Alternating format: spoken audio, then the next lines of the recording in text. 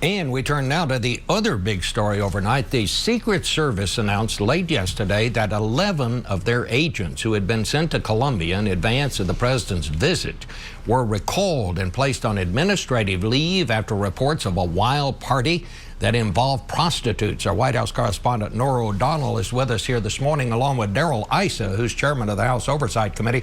Norah, I know you were talking to officials earlier this morning. What's the latest on this? Well, the White House says that the president's security was never endangered because of this. But the #1 job of the Secret Service is to protect the president when he's in a foreign country and when he's in the United States. And less than 48 hours before the president arrived in Cartagena, there was reports of wild drinking and prostitutes. The Secret Service acted very quickly. They recalled at least 11 agents. Also, 5 members of the military may have been involved. They are also being disciplined. The issue here, according to officials that I spoke with, is concerns that, one, this is bad conduct, certainly immoral conduct, but also concerns about potential blackmail or espionage. If a woman can get in a secure zone that is supposed to be protected by the Secret Service and others, what does this say about security? And so that's one of the big concerns. Congressman Issa, you head up the House Oversight Committee, the basic investigative arm of the House. What can you add to this? What have you found out?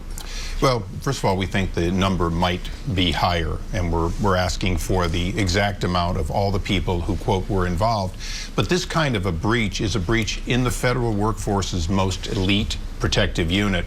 And they don't just protect the president. Of course, they protect the cabinet members, the vice president, first families, candidates. So when you look at this, you realize if you can have this kind of breakdown, one that could lead to blackmail, as Norah said, and so on, then we've got to ask, where are the systems in place to prevent this in the future? It's the reason that the investigation will not be about the 11 to 20 or more involved. It'll be about how did this happen and how often has this happened before. Things like this don't happen once if they didn't happen before. When exactly did this happen? Do we know?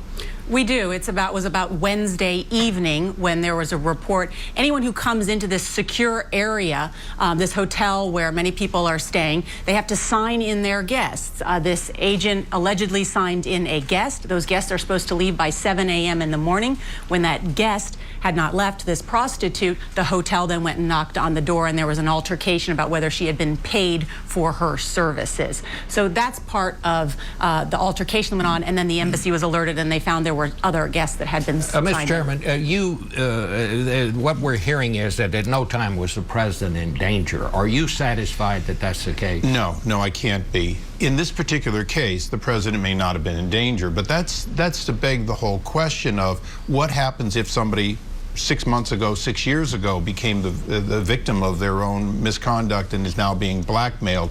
What happens when a force that historically we've heard about these wheel up parties when the president leaves? Well, this was a pre-wheel down.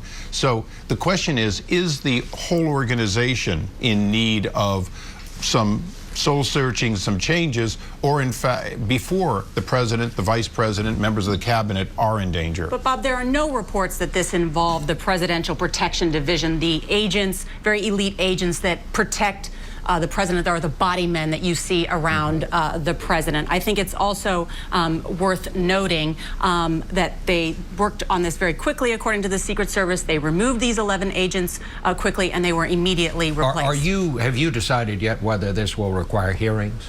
Well, whether it requires hearings hasn't been decided, but we will participate in an over-the-shoulder investigation and some questions about how, because the management team at the Secret Service is very stable, very non-political.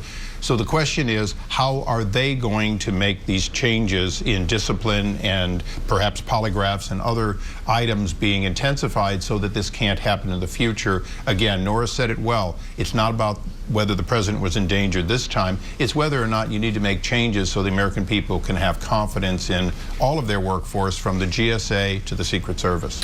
Congressman, I want to thank you for coming in on short notice. Thanks, Bob. We appreciate it.